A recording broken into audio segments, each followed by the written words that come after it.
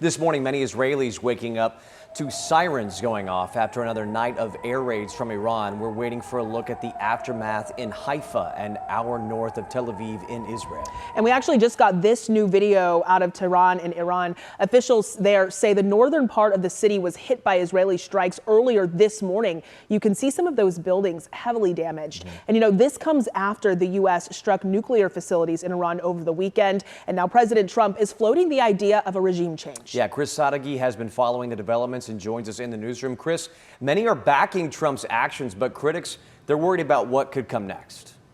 Yeah, Matt, and overnight, you just mentioned those airstrikes between Iran and Israel escalated. This morning, though, all eyes on the Middle East. We are tracking every move from that region, the U.S. government, and the global reactions as American airstrikes in Iran sparked that intense response. Satellite images show huge holes in the ground, the impact of the American bombs. Here at home, the Department of Homeland Security already warning about retaliation that could come in the form of cyber attacks, telling infrastructure officials to check their security. As for the bombing itself, the reaction remains mixed, not only among our politicians, but countries around the world, some acknowledging the danger Iran's nuclear program posed, others calling it a dangerous escalation that could yield a prolonged conflict. Bernie Sanders was in Fort Worth yesterday for a rally at Dickies Arena and criticized the act of war that came without congressional approval, while local Congressman Keith Self applauded the bombing.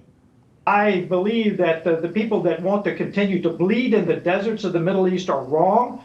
Let's defeat our enemies, those people who chant death to USA. We should be spending our money and our manpower rebuilding America, not going into a war against Iran.